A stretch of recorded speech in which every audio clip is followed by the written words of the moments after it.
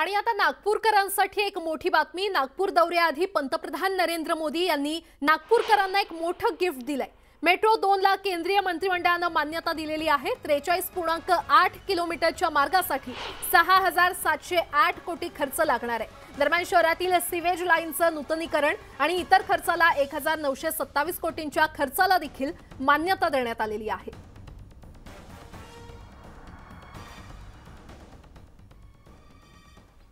वळूयात पुढच्या बातमीकडे। भारतीय जनता पार्टीने पंतप्रधान नरेंद्र मोदींच्या नेतृत्वाखाली पुन्हा एकदा गुजरातची सत्ता राखली आहे। यंदाच्या निवडणुकीचं वैशिष्ट्य म्हणजे सर्वाधिक जागा जिंकण्याचा काँग्रेसचा रेकॉर्ड भाजपने मोडीत काढलाय। 1985 मध्ये काँग्रेसने सर्वाधिक म्हणजेच 149 जागा जिंकल्या होत्या। मात्र या निवडणुकीमध्ये भाजपने 150 हून अधिक जागांवर विजय मिळवलेला आहे। पाहूयात।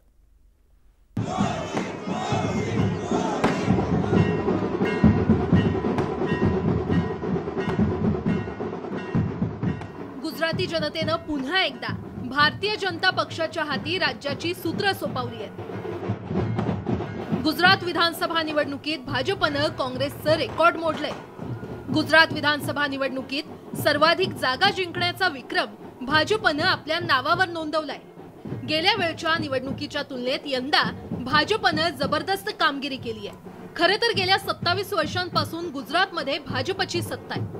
त्यामुळे सत्ताविरोधी लाटेचा धोका असतानाही भाजपने हा करिश्मा केलाय।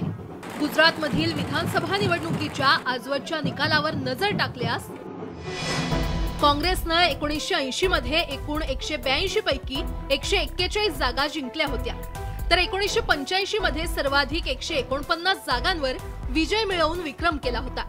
पण आता जवळपास 37 वर्षांनी भाजपने काँग्रेसचा विक्रम मोडीत काढलाय। भारतीय जनता पार्टी को राज्य के शासन की जिम्मेदारी सौंप दी। एक बार फिर गुजरात के लोगों ने भारतीय जनता पार्टी और यशस्वी प्रधानमंत्री श्री नरेंद्र भाई मोदी पर अटूट भरोसा और विश्वास दिखाया है। गुजरातियों ने एक बार फिर विकास की राजनीति को समर्थन किया है। यह एक बार फिर साबित हो गया है कि गुजरात के लोग अपने प्रिय नेता श्री नरेंद्र भाई पर अपार विश्वास, प्रेम और आशीर्वाद की वर्षा करते हैं। भाजपच्या सुनामी समोर काँग्रेस आणि आम आदमी पार्टीची पाल्यापाचोळ्यासारखी अवस्था झाली। गुजराती जनतेने भाजपच्या पारड्यात भरभरून दान टाकलंय। या निवडणुकीमध्ये भाजपने सर्व राजकीय शक्ती पणाला लावली होती, कारण 2017च्या निवडणुकीत भाजपला काठावरचं बहुमत मिळालं होतं। त्यामुळे भाजपने यंदाच्या निवडणुकीत कोणतीही जोखीम पत्करली नाही। भाजपने गुजरातमध्ये आजवरची सर्वोत्कृष्ट कामगिरी केली आहे। जनता को मैं बहुत बहुत धन्यवाद देता हूं, उनका अभिनंदन करता हूं। आदरणीय प्रधानमंत्री नरेंद्र मोदी जी, गृह मंत्री अमित शाह जी, गुजरात के मुख्यमंत्री भूपेंद्र भाई पटेल जी, हमारे पार्टी के अध्यक्ष जगत प्रसाद नड्डा जी और प्रदेश के अध्यक्ष श्री आर पाटिल जी, इनको सबको और पार्टी के सभी कार्यकर्ता को मैं हृदय से बधाई देता हूं, उनका अभिनंदन करता हूं।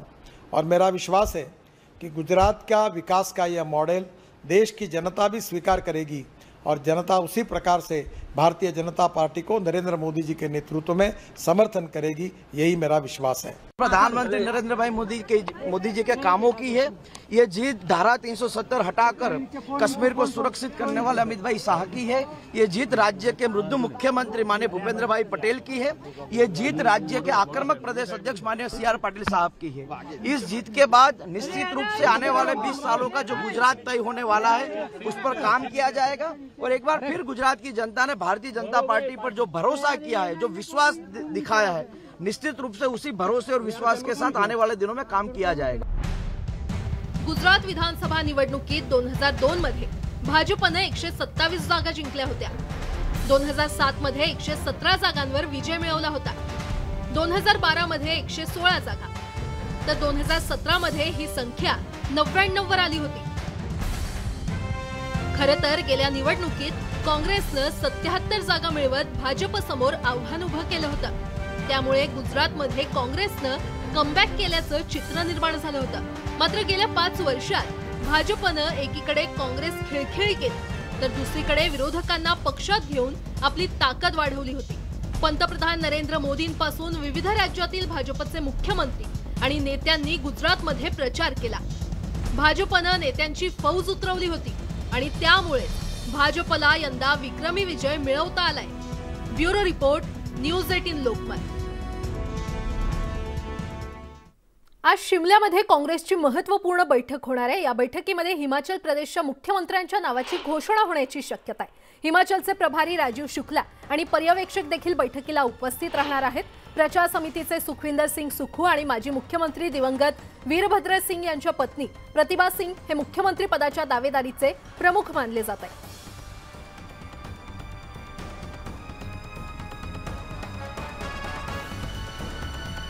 सरसंघचालक मोहन भागवत यांनी संघाच्या मुख्यालयात तृतीय वर्ष संघ शिक्षा वर्गाच्या समारोप कार्यक्रमात एक मोठं विधान केलंय। हिंदू कोण याचं उत्तर, जो भारतावर प्रेम करतो, भारतीय संस्कृतीच्या सोबत चालतो, त्याचं खानपान पूजा पद्धती कुठलीही असो, पण जो भारत एक मानतो तो खरा हिंदू आहे, असं सरसंघचालक म्हटलेत। आजही भारताचे तुकडे व्हावेत यासाठी अनेक लोक प्रयत्न करतायत। छोट्या छोट्या गोष्टींवर वाद आणि भांडणं लावण्याचा प्रयत्न केला जातोय, असं देखील भागवत म्हटलेत।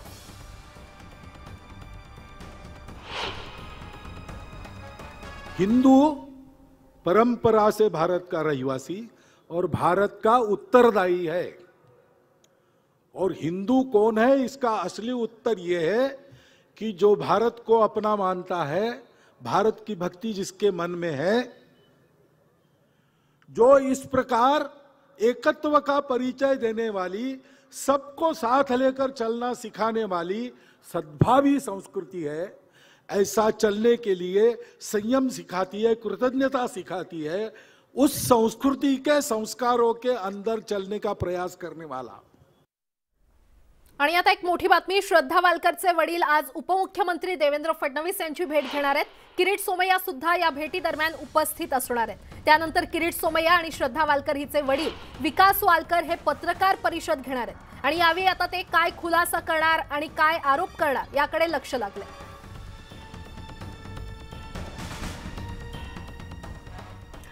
महाराष्ट्र केसरी स्पर्धा पुण्यातच होणार असल्याची माहिती आहे। दिल्लीमध्ये आज याबाबत अधिकृत घोषणा होणार आहे। महाराष्ट्र राज्य कुस्तीगीर परिषदेचे अध्यक्षपदी खासदार रामदास तडस यांची निवड झाल्याने आता पुण्यामध्ये होणाऱ्या महाराष्ट्र केसरी स्पर्धेचा मार्ग मोकळा झालाय। पुण्यातील स्पर्धेचे संयोजक पुण्याचे माजी महापौर मुरलीधर मोहोळ दिल्लीमध्ये दाखल झाले असून ते भारतीय कुस्ती महासंघाचे अध्यक्ष ब्रिजभूषण सिंग यांना पत्र देणार आहेत।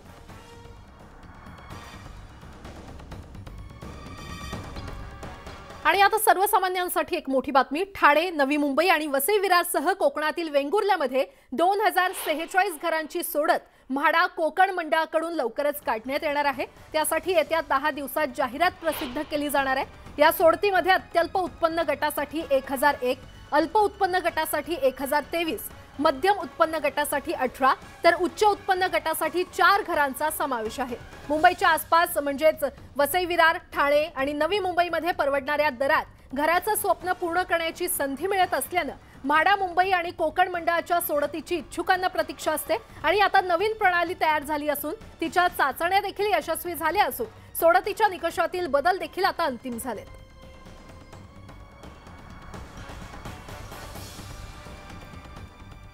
धुळ्यातून एक मोठी बातमी, धुळे शहरात गोवर बाधित रुग्णांची संख्या दिवसेंदिवस वाढत चाललेली आहे। शहरात आतापर्यंत गोवरचे एकूण 195 रुग्ण संशयित रुग्ण आढळले असून त्यापैकी 27 जणांना गोवरची लागण झाली असल्याचं निष्पन्न झालंय आणि त्यामुळे महानगरपालिकेची आता चिंता वाढली आहे। शहरात गोवर संसर्ग वाढत असल्याने नागरिकांमध्ये चिंतेचं वातावरण आहे। मात्र पालकांनी भीती न बाळगता वेळीच लसीकरण पूर्ण करून घ्यावं असं आवाहन पालिकेच्या आरोग्य विभागाकडून करण्यात आलंय।